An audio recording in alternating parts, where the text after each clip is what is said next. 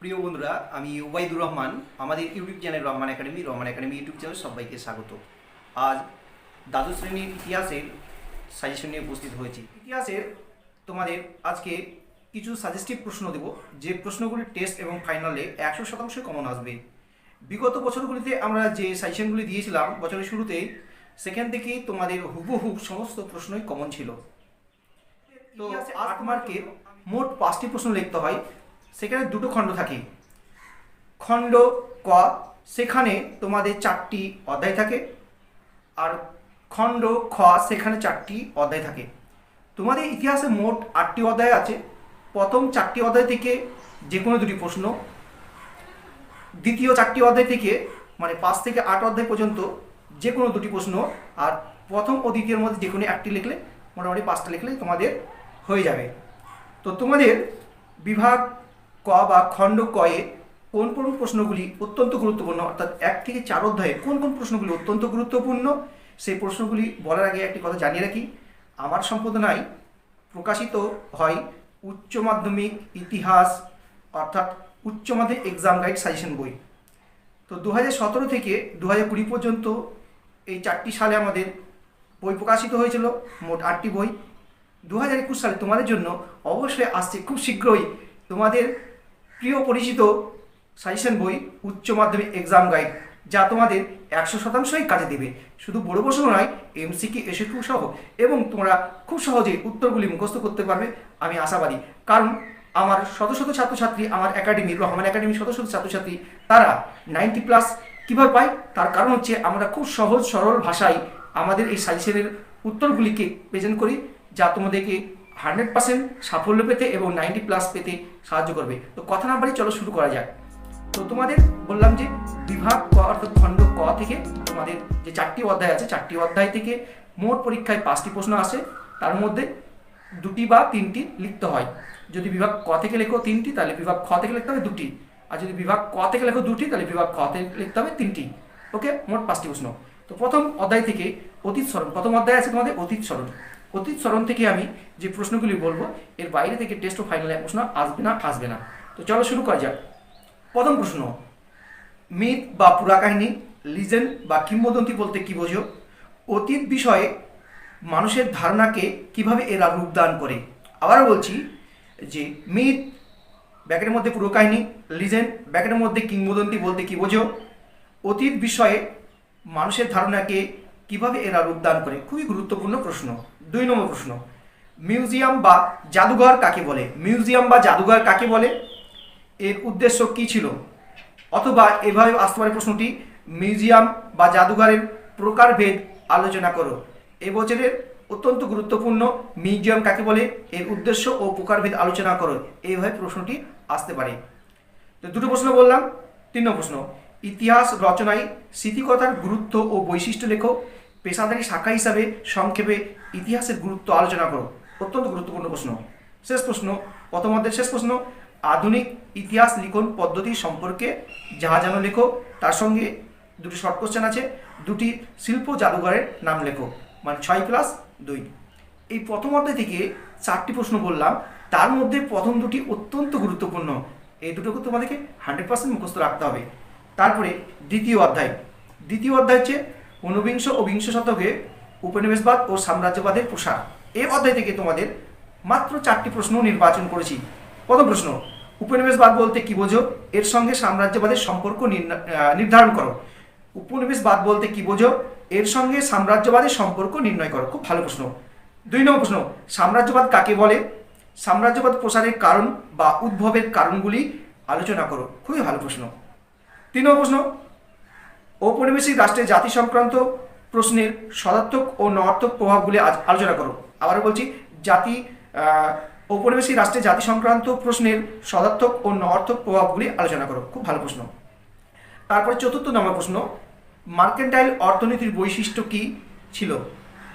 এই অর্থনীতির অবসান কীভাবে ঘটে? এই প্রশ্নটি দীর্ঘ 15 সাল থেকে এখন পর্যন্ত আসেনি, তাই এবছরে আসার চান্স অত্যন্ত প্রবল।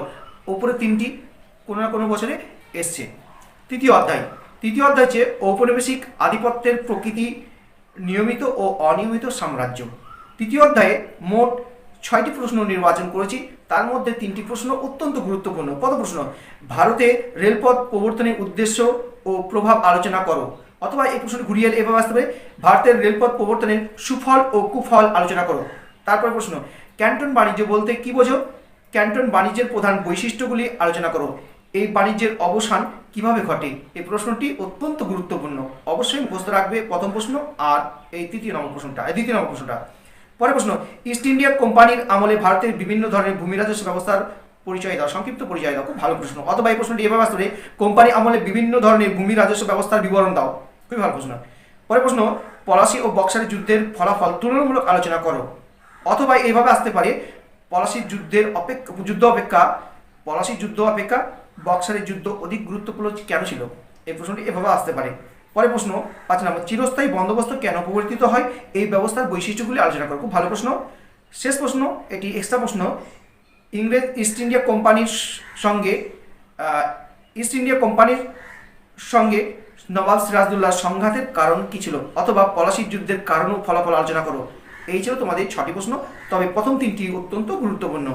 চতুর্থ অধ্যায় থেকে মাত্র 7টি প্রশ্ন নির্বাচন করতে, তার মধ্যে 4টি প্রশ্ন অত্যন্ত গুরুত্বপূর্ণ। প্রথম প্রশ্ন, আলিগড় আন্দোলনে স্যার সৈয়দ আহমেদ খানের ভূমিকা আলোচনা করো। এই প্রশ্নটি ঘুরিয়ে আসলে পারে, কীভাবে আসতে পারে, আলিগড় আন্দোলন কাকে বলে? মুসলিমদের সংগঠিত করার ক্ষেত্রে আলিগড় আন্দোলনের অবদান আলোচনা করো।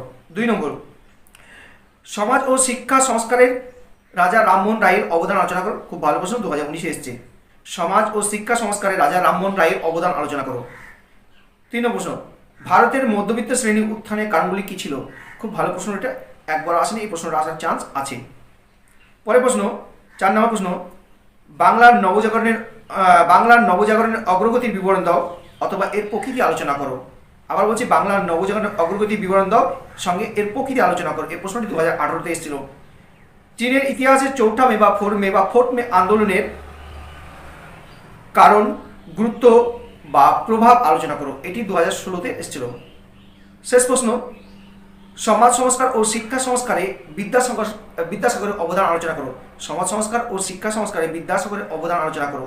যে কোনো একটি অংশে আসতে পারে বা দুটোই আসতে পারে তোমাদের একসঙ্গে। সমাজ সংস্কারে বিদ্যাসাগরের অবদান, বা শিক্ষা সংস্কারে বিদ্যাসাগরের অবদান, অথবা শিক্ষা ও সমাজ সংস্কারে বিদ্যাসাগরের অবদান। আর শেষ প্রশ্ন দেখে যাবে তোমরা, নব্যবঙ্গ বা ইয়ং বেঙ্গলে ডিভিজিওর ভূমিকা আলোচনা করো। এই কটি প্রশ্ন বললাম। এই খণ্ড ক থেকে বিভাগ ক থেকে তোমাদের এই কটি প্রশ্ন পড়বে। তোমাদের পঞ্চম অধ্যায়ের অত্যন্ত গুরুত্বপূর্ণ প্রশ্ন হচ্ছে 1, লখনৌ চুক্তির শর্তাবলী উল্লেখ করো। এই চুক্তির গুরুত্ব সম্পর্কে সংক্ষেপে আলোচনা করো। এটি 2019-এ ফাইনাল পরীক্ষায় পড়েছিল। 2, রাওলাট আইন কাকে বলে? এই আইনের শর্ত বা ধারাগুলি আলোচনা করো। অথবা রাওলাট আইনের উদ্দেশ্য কী ছিল? গান্ধীজি কেন এই আইনের বিরোধিতা করেছিল? এই প্রশ্নটি এবছরের জন্য অত্যন্ত গুরুত্বপূর্ণ। উচ্চ মাধ্যমিক 2021-এ পরীক্ষার জন্য অত্যন্ত গুরুত্বপূর্ণ এই প্রশ্নটি। 3, 1935 খ্রিস্টাব্দে ভারত শাসন আইনের প্রেক্ষাপট ও শর্তাবলী আলোচনা করো। এই আইনের গুরুত্ব কী ছিল? 4, জালিয়ানওয়ালাবাগের হত্যাকাণ্ডের প্রেক্ষাপট কী ছিল? এই ঘটনার গুরুত্ব আলোচনা করো। এই প্রশ্নটিও গুরুত্বপূর্ণ। এই 4 নম্বর প্রশ্নটি অত্যন্ত গুরুত্বপূর্ণ। জালিয়ানওয়ালাবাগের হত্যাকাণ্ডের প্রেক্ষাপট কী ছিল? এই ঘটনার গুরুত্ব আলোচনা করো। 5, মিরাট ষড়যন্ত্র মামলা কি? এর ফলাফল আলোচনা করো। এটা মোটামুটি দেখে যাবে। আর 6 নম্বর প্রশ্ন, 1943 সালের বাংলায় 50-এর মন্বন্তরের কারণগুলি আলোচনা করো। অথবা 1943-এর মন্বন্তরের কারণগুলি আলোচনা করো। এটা তোমরা অতিরিক্ত হিসেবে দেখে যাবে। তবে 1, 2 এবং 4 অত্যন্ত গুরুত্বপূর্ণ। এবার আসছি ষষ্ঠ অধ্যায়ের প্রথম প্রশ্ন, ভারতের স্বাধীনতা আন্দোলনে নেতাজি সুভাষচন্দ্র বসু ও তার নেতৃত্বে আজাদ হিন্দ ফৌজের অবদান আলোচনা করো। এই প্রশ্নটি অত্যন্ত গুরুত্বপূর্ণ। তোমরা অবশ্যই এই প্রশ্নটি মুখস্থ রাখবে 2021-এর জন্য। পরের প্রশ্ন, হোচিমিনের নেতৃত্বে ভিয়েতনামের মুক্তিযুদ্ধের একটি সংক্ষিপ্ত বিবরণ দাও। অথবা 1954 খ্রিস্টাব্দের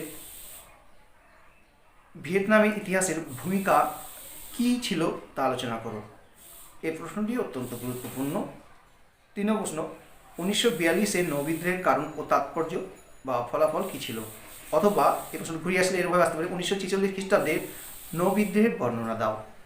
এই প্রশ্নটিও ভালো প্রশ্ন, তবে 2019-এ এসেছিল। 4 নম্বর, ক্রিপস মিশন কী কারণে ভারতে প্রেরিত হয়? এর শর্তাবলী কী ছিল? কংগ্রেস অথবা ভারতীয়রা কেন এই প্রস্তাব মেনে নেয়নি? এই ছিল তোমাদের মোট 4টি প্রশ্ন। এই প্রশ্নগুলি খুব ভালোভাবে দেখে যাবে অবশ্যই। এবং এই অধ্যায়ের একটা প্রশ্ন দেখে যেতে পারো, মাউন্ট ব্যাটেন পরিকল্পনা কি? এই পরিকল্পনার বিষয়ে ভারতীয় নেতৃত্বে কী পরিকল্পনা ছিল? এই প্রশ্নটি দেখে যাবে। সপ্তম অধ্যায় হচ্ছে ঠান্ডা লড়াইয়ের যুগ। এখান থেকে তোমাদের বেশ কয়েকটি প্রশ্ন হয়, কারণ হচ্ছে এই সপ্তম অধ্যায়ে তোমাদের ডাবল প্রশ্ন আসে পরীক্ষাতে, তাই এখানে আমরা সাজেশনটা বড় করে দিই, তবে তোমরা কয়েকটি প্রশ্ন পড়লে কাজে দেবে। প্রথম প্রশ্ন, সুয়েজ সংকট সম্পর্কে যা জানো লিখো। সুয়েজ সম্পর্কে টিকা যদি দেয় তাও লিখতে পারে, বা পশ্চিমী শক্তিবর্গ সুয়েজ সংকটে কী ভূমিকা নিয়েছিল, একই সঙ্গে প্রশ্ন আসতে পারে। অথবা সুয়েজ সংকটের ফলাফল উল্লেখ করে সুয়েজ সংকটে ভারতের ভূমিকা কী ছিল তা নিয়ে সংক্ষিপ্ত আলোচনা করো। এই প্রশ্নটি খুবই ভালো প্রশ্ন, অবশ্যই মুখস্থ রাখবে। তারপরে পরের প্রশ্ন 2 নম্বর, কিউবার ক্ষেপণাস্ত্র সংকট কেন গড়ে ওঠে? অথবা কিউবার ক্ষেপণাস্ত্র সংকট সৃষ্টি কীভাবে হয়, এর অবসান কেন হয়? এই প্রশ্নটি অত্যন্ত গুরুত্বপূর্ণ। পরের প্রশ্ন 3 নম্বর, ঠান্ডা লড়াই বা ঠান্ডা যুদ্ধ বলতে কী বোঝো? এর প্রধান বৈশিষ্ট্য বা তাত্ত্বিক দিকগুলি আলোচনা করো। খুবই ভালো প্রশ্ন এই প্রশ্নটিও। তারপরে তোমাদের 4 নম্বর প্রশ্ন, ট্রুম্যান নীতি ও মার্শাল পরিকল্পনার সংক্ষেপে আলোচনা করো। ট্রুম্যান নীতি ও মার্শাল পরিকল্পনার ফলাফল সংক্ষেপে আলোচনা করো, বা মার্শাল পরিকল্পনা সংক্ষেপে আলোচনা করো। 2019-এর প্রশ্ন এটা। এই প্রশ্নটিও ভালো প্রশ্ন। ঠিক আছে, এবার তোমাদের হয় ট্রুম্যান নীতি আলাদা আসতে পারে বা মার্শাল পরিকল্পনা আলাদাভাবে আসতে পারে। ঠিক আছে, যে কোনো একটা আসতে পারে। পরের প্রশ্ন 5 নম্বর, পূর্ব ইউরোপের সোভিয়েতকরণের উদ্দেশ্য কী ছিল? বিভিন্ন দেশে এর প্রভাব কী ছিল? ততটা গুরুত্বপূর্ণ নয়। এবং শেষ প্রশ্ন, কমিউনিস্ট চীনের উত্থান আন্তর্জাতিক রাজনীতিতে কী প্রভাব ফেলেছিল? অথবা এই প্রশ্নটি ঘুরিয়ে আসলে এভাবে আসতে পারে, 1950-এর দশকে আন্তর্জাতিক রাজনীতিতে কমিউনিস্ট চীনের প্রভাব নিরূপণ করো। তো তোমাদের ঠান্ডা লড়াই, তোমাদের সুয়েজ সংকট এবং ট্রুম্যান নীতি আর সোভিয়েতকরণ, এই 3টি প্রশ্ন অত্যন্ত গুরুত্বপূর্ণ। তারপরে তোমরা এক্সট্রা প্রশ্ন হিসেবে দেখে যেতে পারো তেল কূটনীতি কীভাবে উপসাগরীয় যুদ্ধ সৃষ্টি করেছিল, বা তেল কূটনীতি।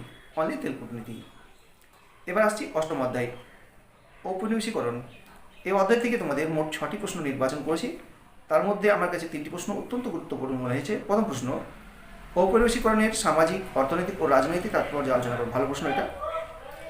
তার থেকে গুরুত্বপূর্ণ, স্বাধীন ভারতের প্রথম 3টি পঞ্চবার্ষিকী পরিকল্পনার লক্ষ্য বা উদ্দেশ্য ও গুরুত্ব আলোচনা করো। খুব ভালো প্রশ্ন এই প্রশ্নটি। 3 নম্বর প্রশ্ন, বাংলাদেশের মুক্তিযুদ্ধের সংক্ষিপ্ত পরিচয় দাও। এই যুদ্ধে ভারতের ভূমিকা কী ছিল? অথবা এই প্রশ্ন ঘুরিয়ে এভাবে আসতে পারে, স্বাধীন বাংলাদেশের উত্থান ও শেখ মুজিবুর রহমানের ভূমিকা আলোচনা করো। খুব ভালো প্রশ্ন। 4 নম্বর প্রশ্ন, ইন্দোনেশিয়ার স্বাধীনতা সম্পর্কে আলোচনা করো। অথবা এই প্রশ্ন ঘুরিয়ে এভাবে আসতে পারে, ইন্দোনেশিয়ার স্বাধীনতা আন্দোলনের প্রসার ও কর্মসূচি আলোচনা করো। 5 নম্বর, ঔপনিবেশিক শাসনকালে চীন ও ভারত থেকে বিভিন্ন দেশে চুক্তিবদ্ধ শ্রমিক সম্পর্কে আলোচনা করো। এবং 6 নম্বর প্রশ্ন, পাকিস্তানের আইনসভার গঠন ও কার্যাবলী আলোচনা করো।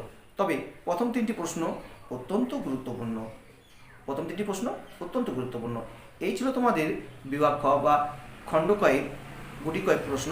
এই প্রশ্নগুলি যদি তোমরা তৈরি করো, অবশ্যই টেস্ট ও ফাইনালে 100% কমন পাবে, আমি কথা দিলাম। কারণ বিগত সালে যে প্রশ্নের সাজেশন আমরা দিয়েছিলাম বছরের শুরুতে, সেই প্রশ্ন থেকে 10টা প্রশ্ন এসছে। তোমরা একবার যাচ করে নিবে, দেখে নিবে, মিলিয়ে নেবে। আজকে আলোচনা এখানে শেষ করলাম। যদি আলোচনাটি ভালো লাগে অবশ্যই লাইক কমেন্ট করবেই এবং বন্ধুদের মধ্যে বেশি বেশি শেয়ার করবে। কারণ বর্তমান অবস্থায় লকডাউন চলছে, তোমরা গৃহবন্দী।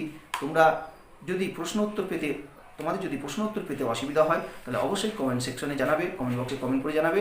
আমি যতটা পারবো তোমাদেরকে এই প্রশ্নের উত্তরগুলি দেওয়ার চেষ্টা করব। আর বলবো, আমার সম্প্রদানায় যে বইগুলি প্রকাশিত হয় সেই বইগুলি সংগ্রহ করবে। তোমরা ফাইনাল পরীক্ষা এবং টেস্ট পরীক্ষাতে 100% কমন পাবে। শুধু বড় প্রশ্নই নয়, এমসিকিউ এসিকিউ কমন পাবে।